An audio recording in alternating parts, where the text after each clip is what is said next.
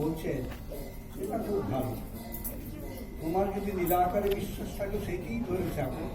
এক মিনিট সবসময় জেনেও যে সাকার নিরাকার দুইটাই সত্য। মাস্টার মশাই আরো অবাক হয়ে গেল। সাকার নিরাকার দুই সত্য, এ কি কখনো হয়? একথা তো তাহার প্রতিবদ বিদ্যার মধ্যে নাই। তার অহংকার তৃতীয়বারের জন্য চূর্ণ হতে, কিন্তু তখন সম্পূর্ণ ভাঙেনি। তাই আরো একটু তর্ক করতে চেষ্টা করলেন। বললেন, আচ্ছা তিনি সাকার না হয় বিশ্বাস করলাম, কিন্তু তিনি তো আর মাটির প্রতিমা নন। ঠাকুর বলছে মাটি কেন বলছে, চিন্ময়ী প্রতিমা। মাস্টারমশাই বলছে তাহলে যারা মাটির প্রতিমা পুজো করে তাদেরকে ব্যাপারটা ভালো করে বুঝিয়ে দেওয়া দরকার। যেই কথা বলা আপনি ঠাকুর খুব বিরক্ত হচ্ছে। বলছেন তোমাদের কলকাতার লোকের ওই এক, কেবল লেকচার দেওয়া আর বুঝিয়ে দেওয়া। ব্যাপারটা হচ্ছে এই যে সেই সময় কলকাতায় লেকচারের ঘুম পড়ে গিয়েছিল। ব্রাহ্ম ধর্মের বক্তৃতা হচ্ছে, খ্রিস্টান মিশনারিরা বক্তৃতা দিচ্ছেন, সনাতন হিন্দু ধর্মের কেউ কেউ বক্তৃতা করছেন। সবার নজর কিন্তু ওই দিকে, কিন্তু ঠাকুরের মধ্যে ব্যতিক্রম। তিনি বলছেন তুমি নিজে আগে জানো তাকে, তারপর তার সম্বন্ধে কোনো কথা বলো। তুমি যা জানো না তার সম্বন্ধে তোমার অধিকার কোথায়? তাছাড়া ফুল ফুটলে তো ভ্রমর আপনি এসে জুটবে। যিনি ঈশ্বর লাভ করেছেন তাকে আর লোকে ডেকে আনতে হয় না। তাই এমন আকর্ষণীয় শক্তি যে মানুষ আপনি আপনা থেকে চারপাশে এসে তার ভিড় করে। তার জীবনটাই যেন বক্তৃতা, তাকে দেখেই মানুষ তখন শেখে। এমনকি তিনি যদি না থাকেন, না বলেন, মৌনব্রত অবলম্বন করে থাকেন, তাতেও কি কৃষি আসে না। ঠাকুর তাই বিরক্ত হচ্ছে। মাস্টারমশাইয়ের কথা শুনে বলছেন আপনাকে কে বোঝায় তার ঠিক নেই, তুমি বোঝাবার কে? যার জগৎ তিনিই বোঝাবেন।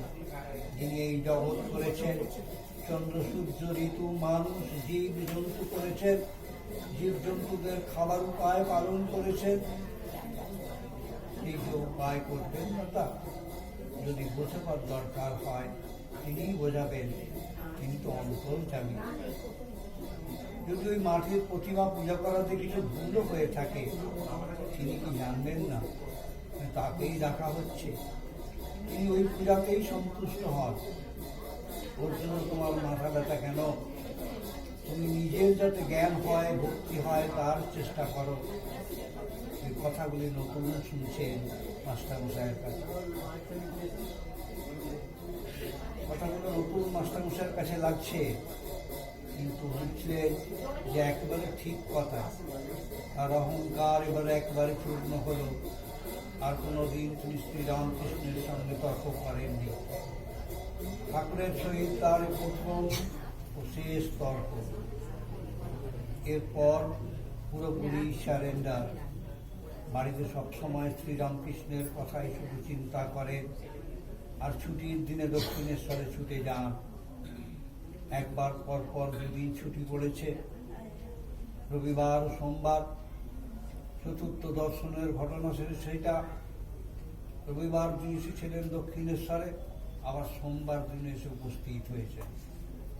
ঠাকুরের ঘরে ঢোকা মাত্র একটু ঠাট্টা করে বলছেন ঠাকুর, ওই রে আবার এসেছে। বলছেন একজন তার ময়ূরকে আপনি খাইয়ে দিয়েছে। তারপর থেকে প্রতিদিন ওই সময় ময়ূরটা ঠিক আসত তার নেশায়। তোমার অবস্থা ঠিক ওই রকম হলো নাকি, ওই ময়ূরের মতো? মার্কস ধর্মের নিন্দা করে বলেছেন এ হচ্ছে আফিং। এক অর্থে সত্যি ধর্ম আফিং। এমন নেশার একবার চিত্তে আনন্দ পেয়েছে সে একে ছেড়ে যেতে পারবে না। শুধু ঈশ্বরীয় প্রসঙ্গ ভালো লাগে, যেখানে ঈশ্বরীয় প্রসঙ্গ হয় সেখানে ছুটে যেতে ইচ্ছা করে। ঠাকুরের আকর্ষণ ওই আপিংয়ের মতো। ঈশ্বরময় পুরুষ, তিনি ঈশ্বরীয় প্রসঙ্গ করছেন, সবসময় একবার যে তাকে দেখেছে, তার কথা শুনেছে, তার আর উপায় নেই, আবার তাকে আসতেই হবে তার কাছে। মাস্টার মশাই সেই অবস্থা বলছে, বাড়িতে যায় কিন্তু দিবানিশি ইহার দিকে মন পড়ে থাকে, কখন দেখবো তাকে। এখানে কি যেন টেনে আনে, মনে করলে অন্য জায়গায় যাবার জন্যে এখানেই আসতে হবে, এমনই আকর্ষণীয় শক্তি থাকে।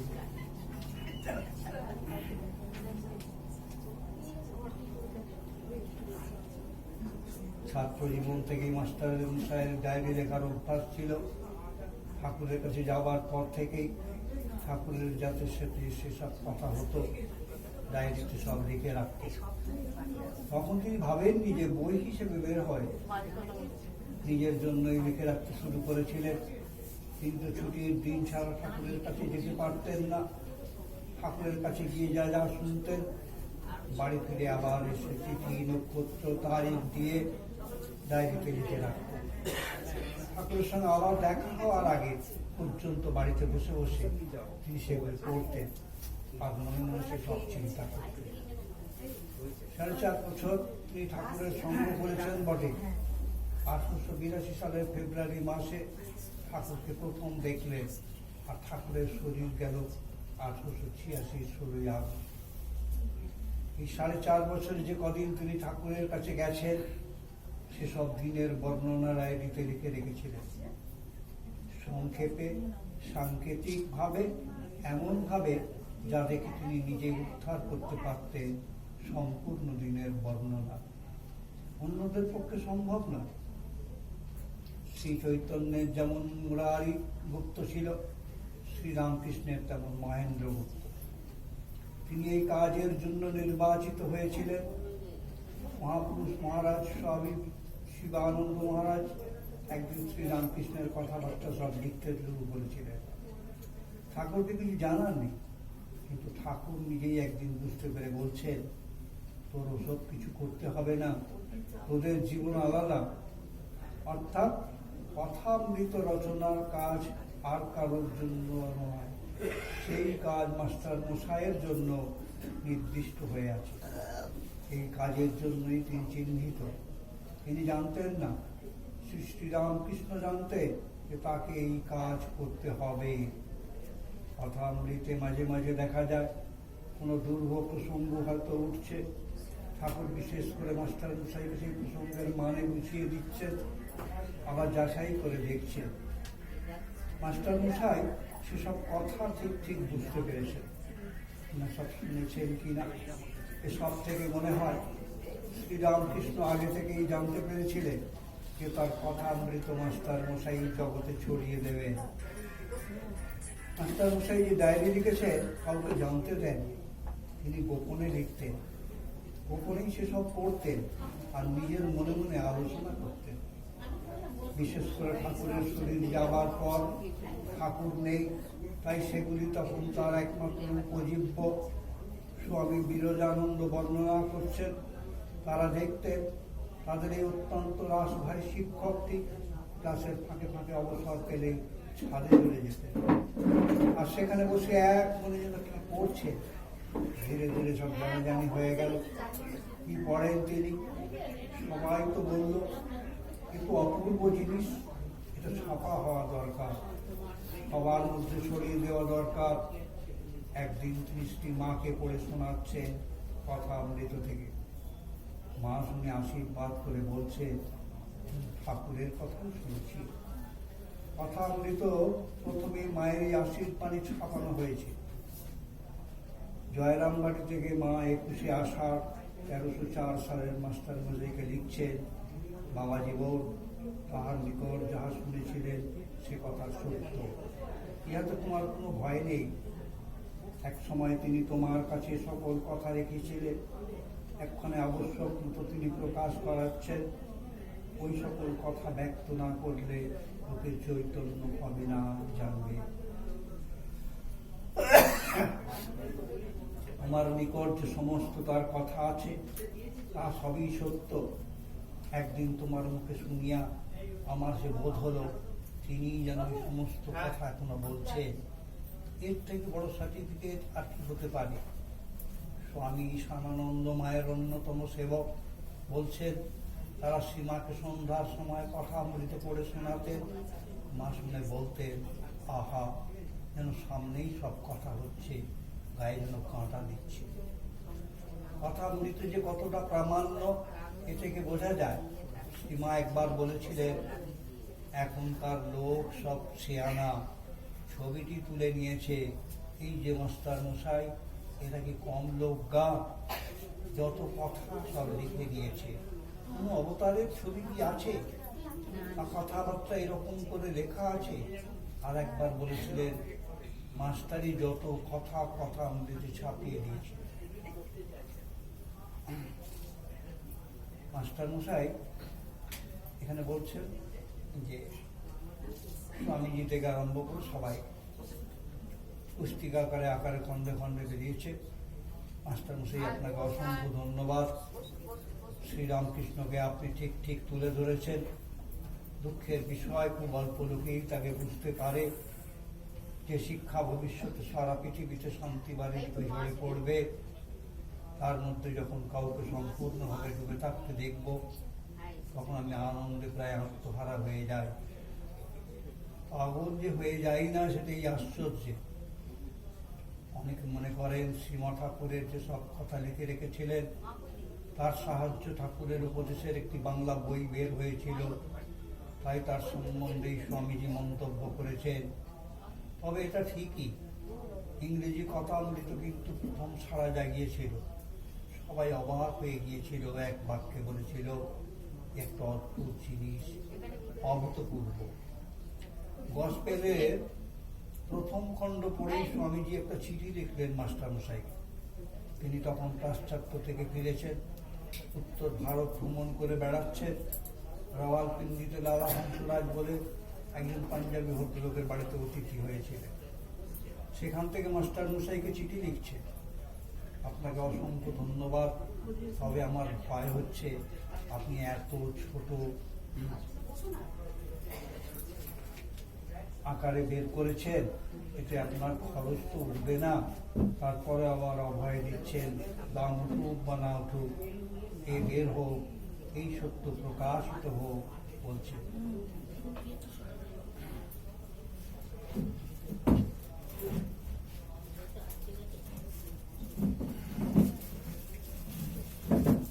পুজো করবে তো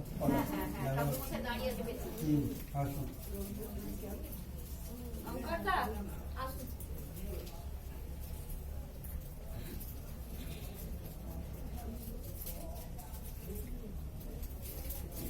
বন্ধ করে দিতে না, ঠিক আছে, আপনার পুজোটা আগে।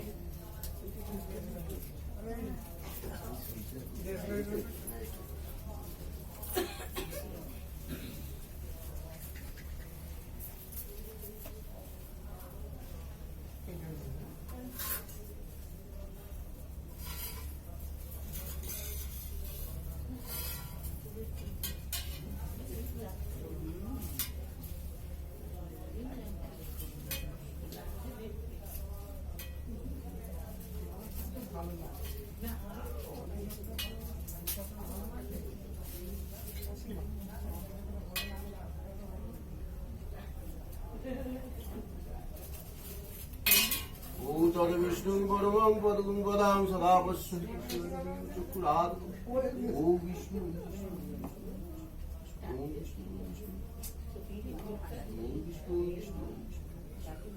অবৈত্য পবিত্র বা সর্বাবস্থান গত বিয়োজস্র কুদ্রিকাক্ষম সভাজ্য অভ্যন্তর সূচি জায়গায় 3 মাইল দূরে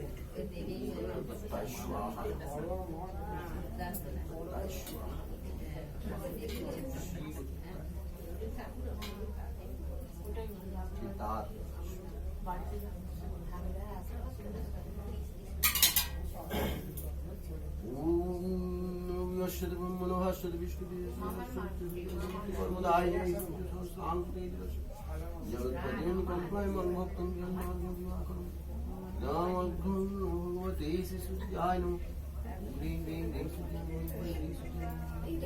भगवते सूर्याय नमः सूर्याय नमः शांतारिं सर्व पापग्नं पुनश्च हस्मिन् दिवाकरं भगवते सूर्याय नमः सूर्याय नमः ओम पुष्प पुष्प महापुष्प पुष्प पुष्प संभव जय विष्णु पुष्प पुष्पाय ओम फचते नमो नमः ओम पुष्पां वौषट् एतद्भुगन्धाय देवपतये विष्णुदेवप्रदानाय सर्वेदेवे सर्वदेवी संप्रदानाय ओम पूजनीय देवी भूमिति संप्रदानाय राम कृष्णदेवाय नमः जननीं सर्वदा देव्यै नमः विवेकानन्दस्यै नमो नमः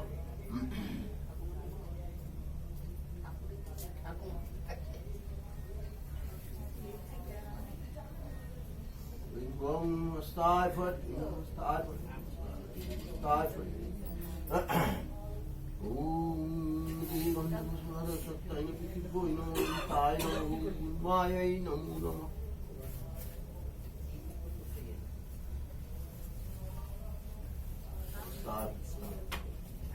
Devan Kundalaya Daswalatani Namo. Devan Kundalaya Daswalatani Namo.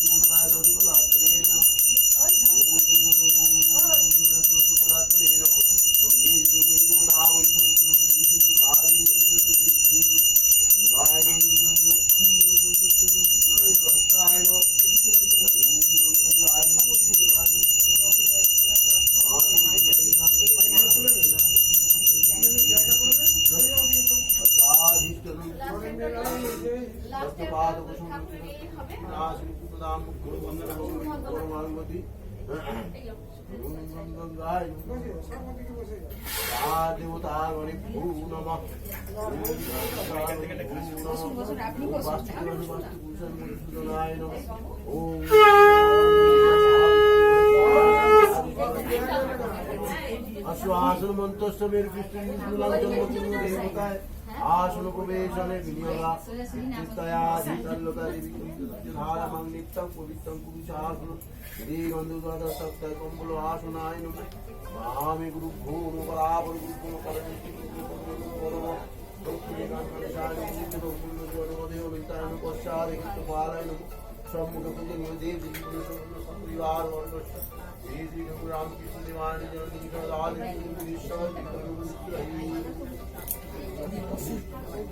ठीक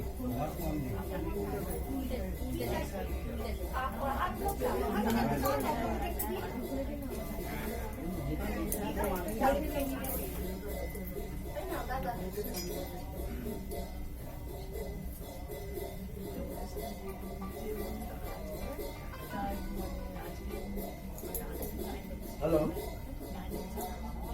हाँ हाँ बोलून हाँ बोलून শুনতে পাচ্ছি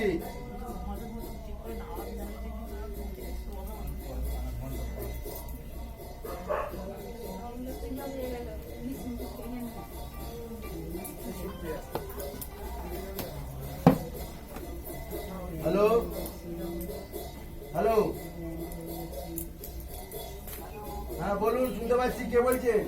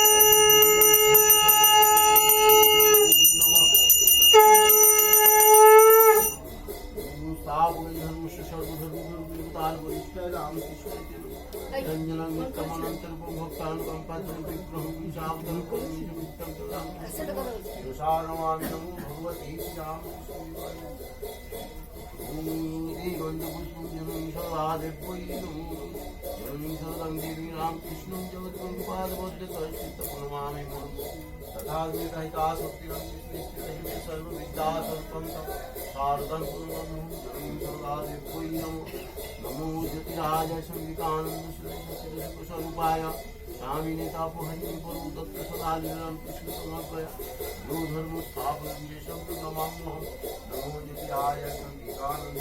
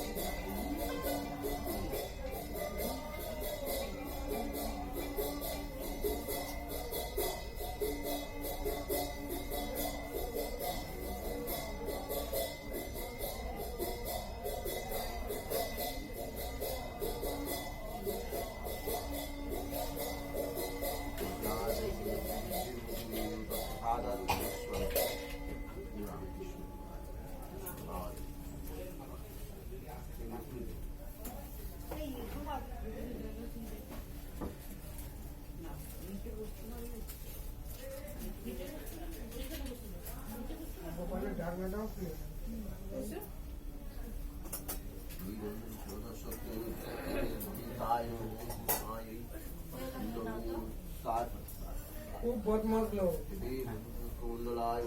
বিরাট ফাইন হবে অনেকগুলো কেস আছে তোমার এখানে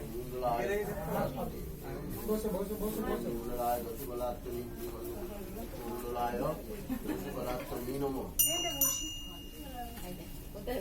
এই দিকটা বুঝতে পারো না এই দিকটা বুঝতে পারো না এইদিকে চলে এসো বসো হ্যাঁ আজ জন্মদিনে কে গিফট এই টাকার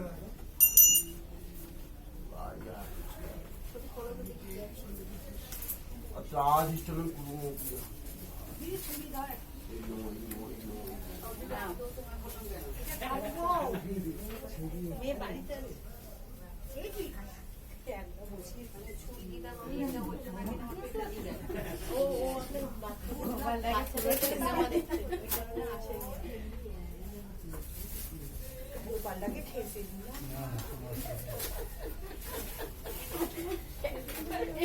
সুন্দর লাগছে প্রেমের গোপাল চারোয়ারি গোপিয়া बीच में कन्हैया বলছি চারোয়ারি গোপিয়া बीच में कन्हैया দেখো এই হলো গোপাল গৌরীর মুখটার অবস্থা দেখো বডি রাখো না গোমাতার এখন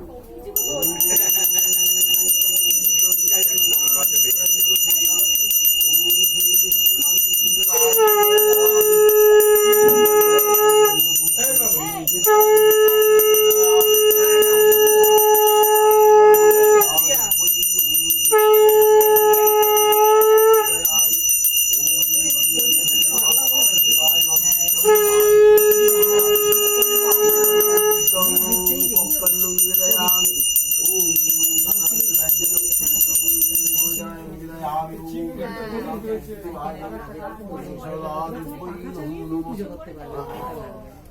আর ওর দিকে একটা ফুটো ফুটো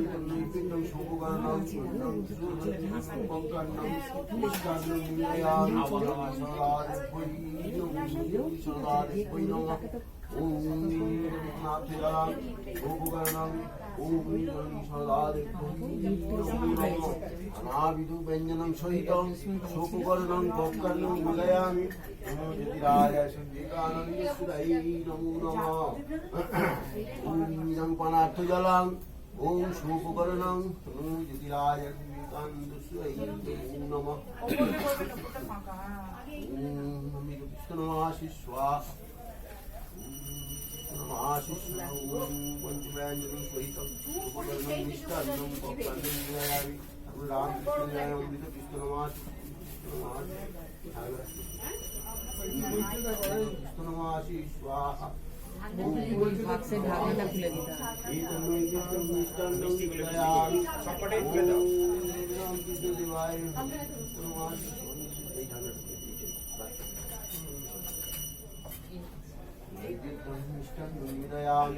ওম রামকৃষ্ণ দেবায় অমৃত কৃষ্ণমাসি কৃষ্ণমাসি ওম শুভকরণং ভক্তান্নং বিদায় ঠাকুর রামকৃষ্ণ দেবায়